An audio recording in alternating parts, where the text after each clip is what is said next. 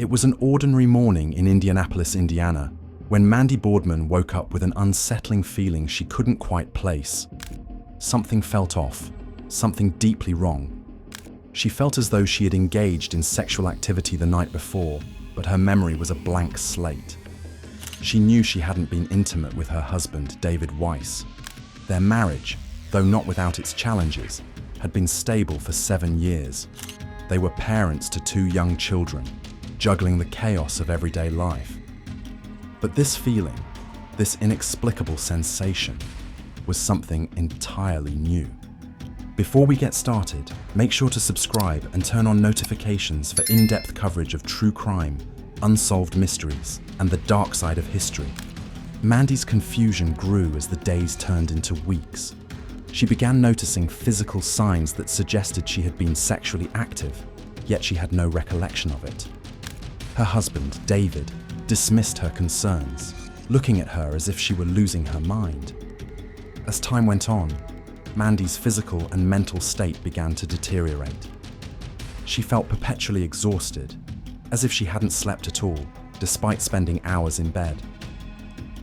Then, one afternoon, Nicole dropped by Mandy's house and found her in a state that sent chills down her spine. Mandy was lying on the couch, barely coherent, with drool slipping from the corner of her mouth. Mandy insisted it wasn't drugs or alcohol. She didn't drink or party. But the mystery only deepened. One night, Mandy woke up to a horrifying discovery: a dissolving pill in her mouth.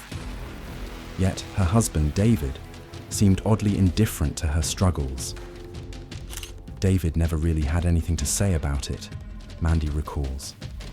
One night, she woke up to find her husband hovering over her with a flashlight. "I'm asking what's going on," she says. "I'm watching my husband run from my side of the bed over to his side of the bed. I go over there and I see him stuffing something under the mattress." After a brief struggle, Mandy retrieved a vial and an eyedropper.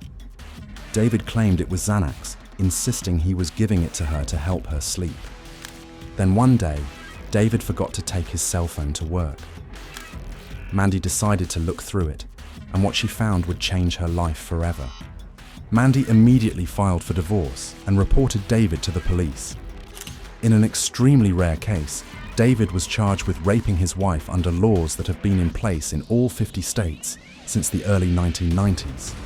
The videotapes were a key piece of evidence, and the jury convicted him of rape and 5 counts of criminal deviant conduct.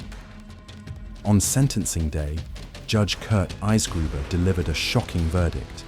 Instead of the possible 120 years behind bars, David was sentenced to house arrest. Sending someone to their home to serve out a sentence is, to me, just completely inappropriate when you consider the home is where she was victimized. To add insult to injury, Judge Eisgruber suggested that David was a loving father and encouraged Mandy to work toward forgiveness. Prosecutor Courtney Curtis believes the judge's decision reflects society's troubling attitude toward marital rape. "I think there's an unwillingness to accept that it is as bad as other forms of rape," Curtis says. "It is something that no wife or woman should ever have happened to them." David's lenient sentence didn't last long. He soon violated the terms of his house arrest and was eventually sentenced to a year in jail. Later, he was arrested again for secretly recording unsuspecting victims in the restroom of a grocery store where he worked. He pleaded guilty to a single voyeurism charge and served about 5 years in prison. Today, he is a registered sex offender. Mandy, now remarried with the last name Pond, has found some measure of peace, but the scars of her ordeal remain. Despite the trauma, Mandy has emerged as a powerful advocate for survivors of sexual violence. Her case has sparked important conversations about marital rape, victim blaming, and the need for stricter sentencing for perpetrators. Mandy's journey is a testament to the strength of the human spirit in the face of unimaginable betrayal.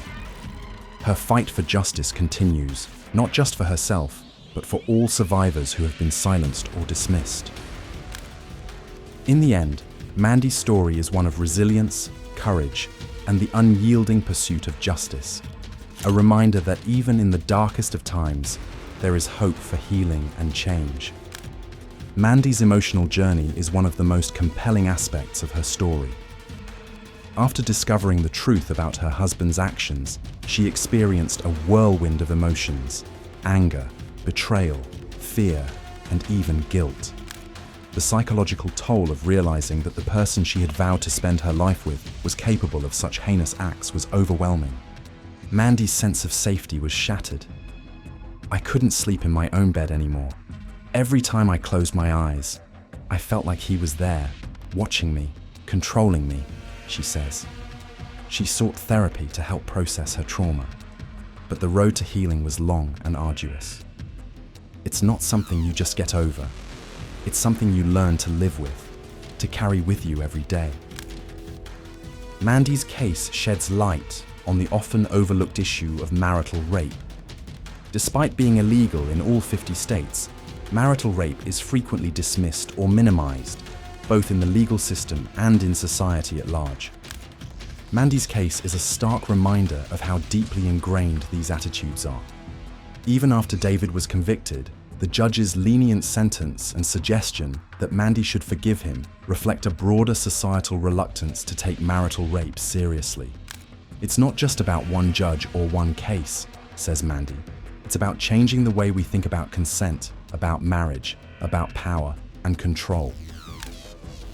In the years since her case, Mandy has become a vocal advocate for survivors of sexual violence, to raise awareness about marital rape and push for legal reforms. "I don't want anyone else to go through what I went through," she says. "If sharing my story can help even one person, then it's worth it." Mandy has also spoken out about the need for better support for survivors within the legal system. "The system is stacked against survivors," she says. "From the moment I reported what happened, I felt like I was the one on trial. I was questioned, doubted, and dismissed at every turn. That needs to change." Mandy's story is a powerful reminder of the resilience of the human spirit. Despite everything she has endured, she has refused to let her trauma define her. "I'm not a victim," she says. "I'm a survivor, and I'm not going to let what happened to me silence me or hold me back." Mandy's case is a call to action for all of us.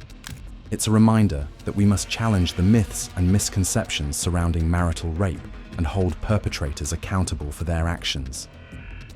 Her story is also a testament to the power of speaking out. "If you're going through something like this, know that you're not alone," Mandy says. "There are people who will believe you, who will stand by you, and who will fight for you. You are stronger than you think, and you deserve justice." If you enjoyed this video, please make sure to subscribe to our channel and hit the bell icon to never miss an update. Until next time.